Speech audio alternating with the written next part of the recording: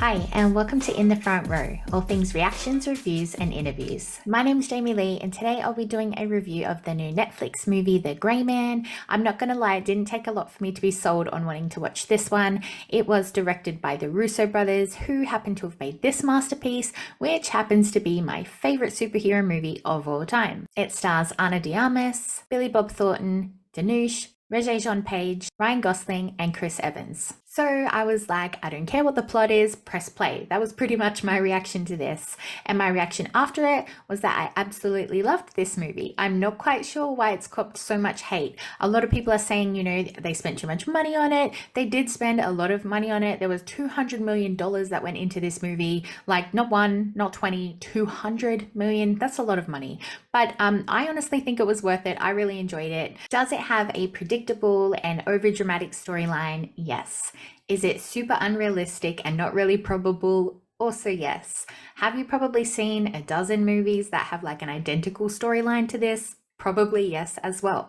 But if you go into this movie with an open mind, just wanting to watch like a fun, fresh, action-packed movie, then this is definitely for you, and I'm sure that you won't be disappointed.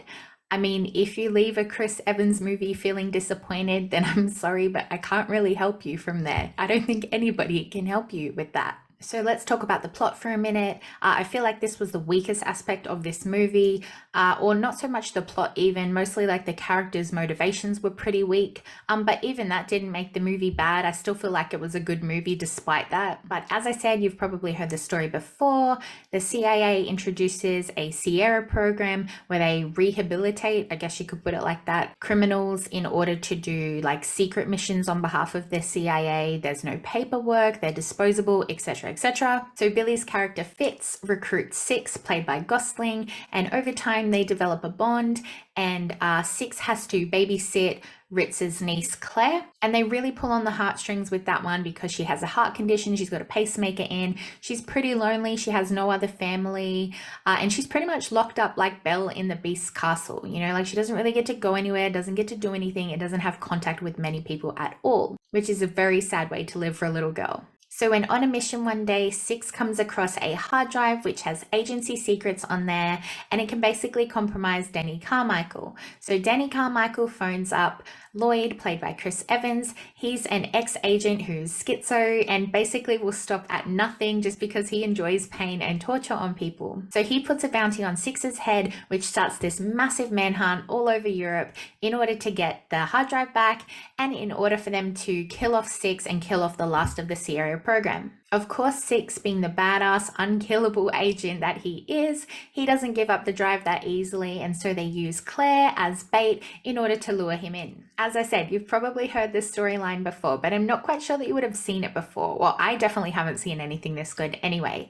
There was fight sequences on a plane, there was some at the hospital, there was fight sequences on a tram, there was car chases, they fought with fireworks going on, they fought with guns, they fought with knives, there was like hand-to-hand combat, which was super cool, and there was like ear twisting, like it literally had every single thing in it. I was definitely never bored, like everything was over the top, the camera was constantly moving, which I found not annoying like some people did. I found it like really intense and really exciting, and it like just added to all the pressure that was being built.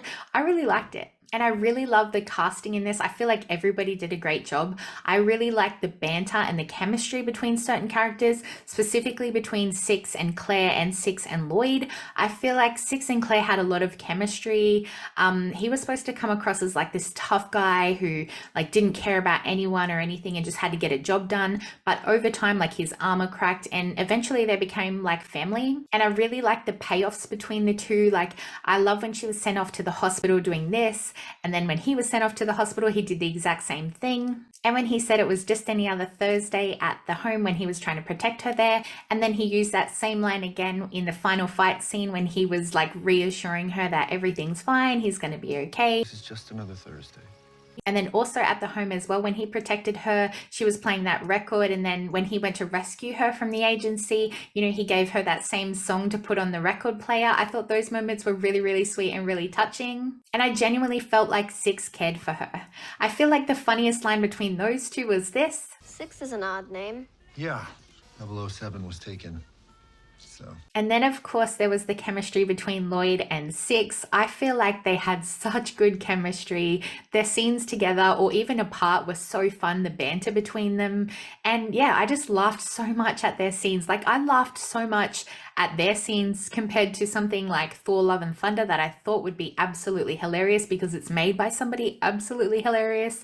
But yeah, I laughed so much in this in comparison to that. I really felt like Chris Evans had a lot of fun playing this character and playing this like villainous role. And he was so ridiculous that you just had to laugh. Like Six pops open a grenade and his response to that is, I mean, you just have to laugh because it's ridiculous. And it's so overdramatic and it's so ridiculous that they know it.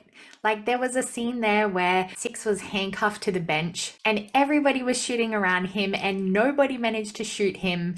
And they make a point of it by Llyod saying, would someone mind shooting the man handcuffed to the bench? My God, how hard is it to shoot somebody? Like, exactly. It was so drawn out, so overdramatic. Everything's so over the top and so ridiculous. But that's what made it really fun, in my opinion. And of course, someone who is totally in love with the Barbie franchise, I totally appreciated the Ken reference thrown in there. I thought that was really funny as well. Extra $10 million to the first guy to put a bullet in his Ken doll's brain.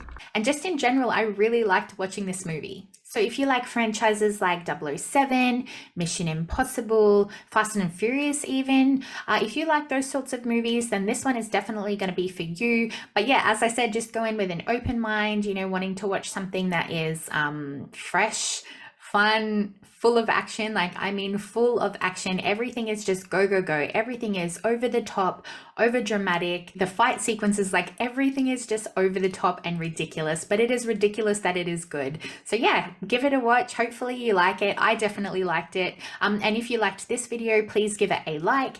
And if you're not already, please subscribe to my channel and then head on over to my Instagram and give me a follow over there as well, please. Okay, sweet as. Have a good day. Bye.